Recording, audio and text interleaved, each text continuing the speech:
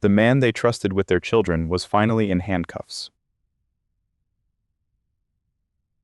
For 17 years, Coach Gary Holt was Millbrook, Ohio's most respected citizen. He shaped generations of young athletes while hiding the darkest secret imaginable. One woman vanished after his team's away game in 2005, and the entire town would eventually learn the truth. Something happened that night in Columbus after the Hawks played their biggest match of the season. A young woman was there one moment, celebrating with the team. Then she was gone. For 17 years, no one could connect the dots, until a discarded coffee cup changed everything. Inkwitness. True crime, drawn in the dark.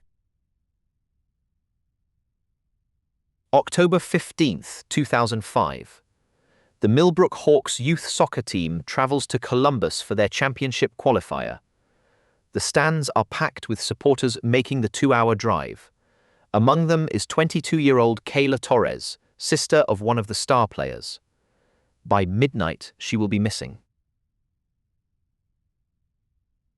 The Hawks win in overtime. The celebration goes late into the night. Kayla stays to take photos with the team, congratulate her brother. Multiple witnesses see her near the parking lot around 11 p.m. Her brother boards the team bus. Kayla waves goodbye. She drove separately and needs to find her car.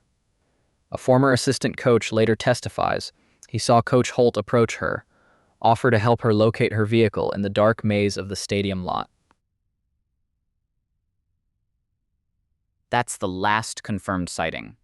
Kayla's car is found the next morning in the far corner of the lot, locked and untouched. Her phone goes straight to voicemail.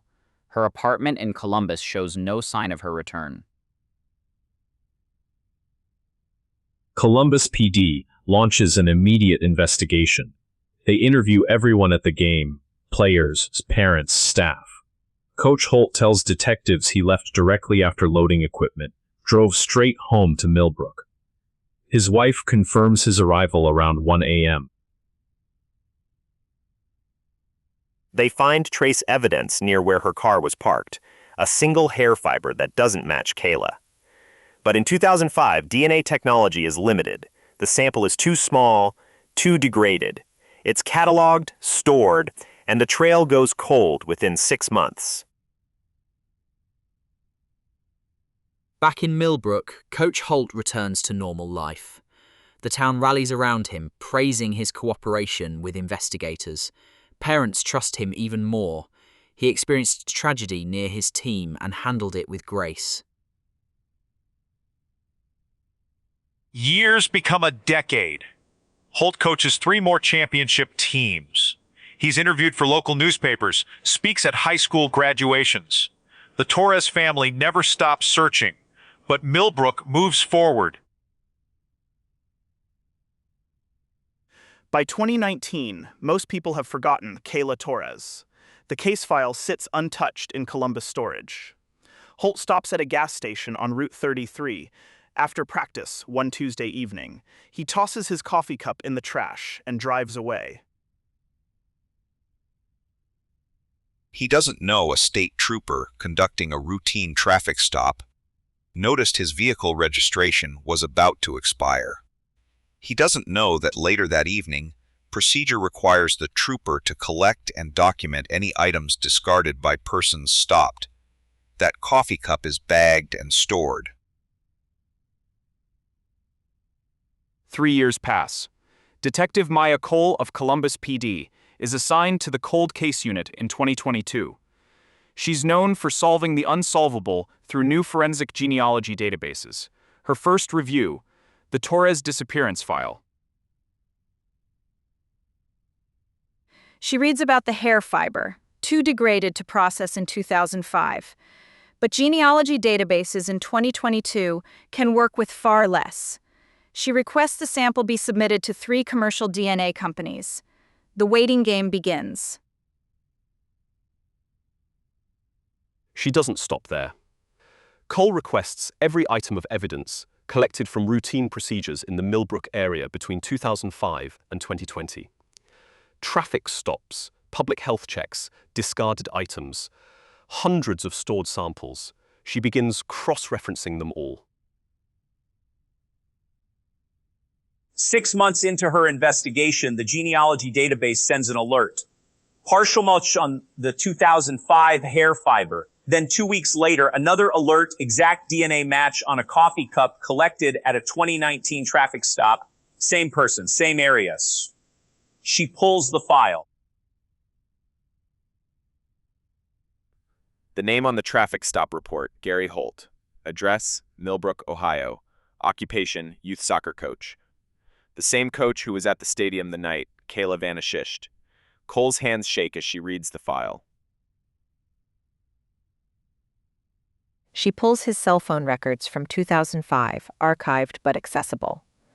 Cell tower data places his phone near the Columbus Stadium parking lot until 11:47 p.m. the night Kayla went missing. He told police he left at 10:30. Cole digs deeper into Holt's background. She finds something chilling, a burner phone purchased under a fake name 2 weeks before the Columbus game.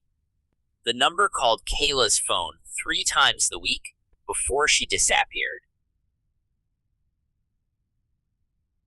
Then she finds the team photo from the 2005 away game in Columbus, taken by a parent volunteer. In the original print stored in Holt's home office and photographed during a consent search, Kayla Torres stands in the background. Someone circled her face in pen. April 2023. Detective Cole assembles the case. DNA match, cell tower records, burner phone, circled photo. The prosecutor agrees. Enough for arrest. At dawn, police arrive at Millbrook High School, where Holt is setting up for morning practice. He sees Detective Cole approaching and his face changes. 17 years of composure crack for just one moment. Then the mask returns as she reads him his rights. But it's too late. She saw the recognition, the fear, the guilt. The town erupts in disbelief. The man they trusted is arrested for a crime no one connected to him. Parents flood the police station demanding answers. The Hawks cancel their entire season. Millbrook must face that they defended him for 17 years. The trial begins in September 2023. Holt's defense argues the DNA evidence was mishandled over 18 years, that cell towers were imprecise in 2005, that the photo proves nothing, but the prosecution has 17 years of silence to explain. Detective Cole takes the stand. She walks the jury through every piece of evidence, the exact DNA match, the cell tower timeline, the burner phone calls, the circled photograph. The defense cannot break her testimony. She spent 2 years building this case, and it's airtight. After 4 weeks of testimony, the jury deliberates for 11 hours. The verdict, guilty on all counts. Kayla Torres weeps in the gallery.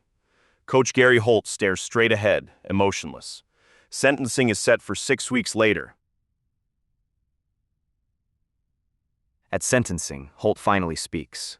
After 17 years of denial, he reads a prepared statement. I made choices I cannot take back.